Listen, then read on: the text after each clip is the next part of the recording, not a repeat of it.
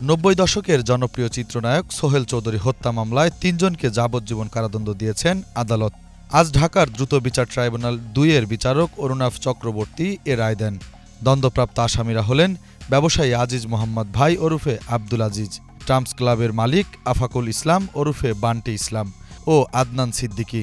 এছাড়া তাদের ২ লাখ টাকা জরিমানা অনাদায়ে ১ মাসের কারাদণ্ড দেওয়া হয়। কিন্তু দণ্ডপ্রাপ্ত আসামি ৩ জনই পলাতক। যেভাবে খুন করা হয়েছিল সোহেল চৌধুরীকে সে ব্যাপারে অভিযোগপত্রে বলা হয়, সেদিন সোহেল চৌধুরী বনানীর ট্রাম্প ক্লাবে ঢুকতে চেয়েছিলেন।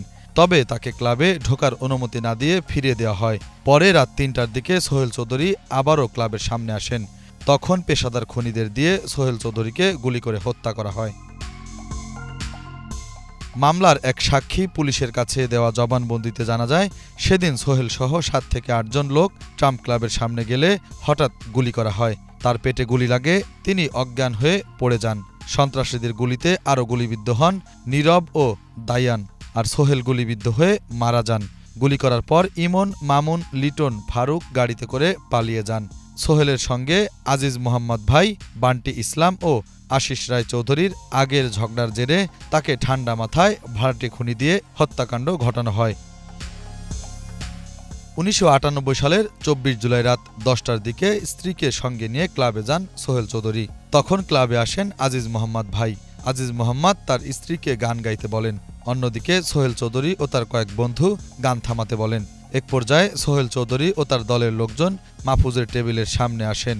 তখন তারা আজিজ মোহাম্মদ ভাইয়ের পাশে বসা এক নারীকে উঠে আসতে বলেন। ওই নারী না উঠলে সোহেল চৌধুরী আরও ক্ষিপ্ত হয়ে মারতে যান। সেই ঘটনার প্রত্যক্ষদর্শী রাষ্ট্রপক্ষের সাক্ষী মির্জা মাহফুজ আদালত ও পুলিশের কাছে এমনটাই জবানবন্দি দিয়েছেন। মামলার আরেক সাক্ষী গোলাম মোহাম্মদ, তিনি সোহেলের বন্ধু।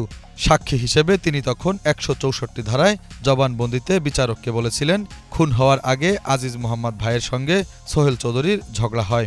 বিষয়টি তার সামনে ঘটেছে। এছাড়া ট্রাম্প ক্লাবের বান্টি ইসলামের সঙ্গে সোহেলের ২ থেকে ৩ বার ঝগড়া হয়, পরে তা মিটেও যায়। তবে আশিস রায় চৌধুরী ওরফে বোতলের সঙ্গে কথা কাটাকাটি ও হাতাহাতি হয়। আশিস চৌধুরী সোহেল চৌধুরীকে ক্লাব থেকে বের করে দেন। ভবিষ্যতে সোহেলকে ক্লাবে না আসার জন্য হুমকিও দেন। খুনের ১৫ দিন আগেই সোহেল চৌধুরীকে টেলিফোনে হুমকি দিয়েছিল।